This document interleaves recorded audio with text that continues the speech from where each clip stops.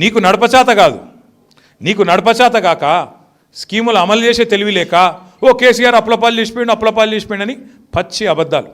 తెల్లారు లేస్తే ఒక మంత్రి ఏమో 6 లక్షల కోట్లు అప్పయింది అంటాడు, ఇంకొక ఆయననేమో 7 లక్షల కోట్లు అంటాడు, ఇంకొక ఆయననేమో 8 లక్షల కోట్లు అప్పు అయిపోయింది అంటాడు. ఇక వాళ్ళ ఇష్టం, వాళ్ళ నోళ్ళకు మొక్కాలి. ఎవరికి ఎంత బుద్ధి ఉడితే గంత అర్రాస్పాట లెక్క. అయితేగా సర్పంచ్ ఎలక్షన్లు కూడా అర్రాస్పాటలు ఆడాడు. అట్లా ఎవరికి ఎంత బుద్ధి ఉడితే అట్లా అబద్ధాలు చెప్పుకుంటే తిరుగుడు నేర్చుకున్నారు 2 ఏళ్ళ నుంచి. ఎందుకు ఇస్తలేవా పెన్షను 2000, ఎందుకు 4000 చేయలే? ఓ కేసీఆర్ అప్లపాలు చేసిపోయిండు. అందుకే నేను మీకు అందరికీ ఒక మాట చెప్తున్నా, జాగ్రత్త గినాలే, మనసుకి ఎక్కించుకోవాలి, 10 మందికి చెప్పాలని చెప్పి నేను కోరుతున్నా. వీళ్ళు ఎన్ని అబద్ధాలు చెప్తున్నారంటే 6 గ్యారంటీలు ఎంత అబద్ధమో, 6 గ్యారంటీలు అమలు చేసినామన్నది ఎంత అబద్ధమో, రైతు రుణమాఫీ చేసిన 100% అనేది ఎంత అబద్ధమో, 6 లక్షల కోట్లు 7 లక్షల కోట్లు 8 లక్షల కోట్ల అప్పు అంతే అబద్ధం అనే మాట నేను చెప్పుడు కాదు, పార్లమెంటు చెప్పింది. పార్లమెంటులో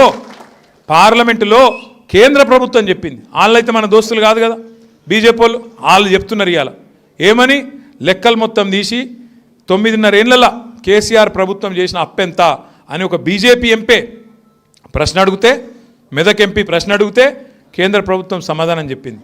ఏమని, కేసీఆర్ ప్రభుత్వం వచ్చినాడు అప్పటికే రాష్ట్రం మీద ఉన్న అప్పు 72,000 కోట్లు. అంటే మనం గద్దెనెక్కినాడు, అధికారంలోకి వచ్చినాడు, మనకు 72,000 కోట్ల అప్పు కాంగ్రెస్ వాళ్ళు వారసత్వంగా విరాసత్గా మనకి ఇచ్చిర్రు. మనం దిగిపోయేనాడు మొత్తం ఎన్ని పనులు చేసినాం, మనం పెద్ద పెద్ద ప్రాజెక్టులు కట్టినాం, బ్రహ్మాండంగా పెన్షన్లు పెంచుకున్నాం, సంక్షేమ కార్యక్రమాలు అమలు చేసుకున్నాం, ఊర్లు బాగా చేసుకున్నాం, పట్టణాలు బాగా చేసుకున్నాం. ఇన్ని చేసిన తర్వాత మనం దిగిపోయేనాడు రాష్ట్రం అప్పెంత అంటే 3.5 లక్షల కోట్లు. అంటే 72,000 కోట్లు కూడా అందులోకెళ్ళి తీసేస్తే, అది మనం చేసింది కాదు కాబట్టి తీసేస్తే ఎంత, 2,80,000 కోట్లు మాత్రమే.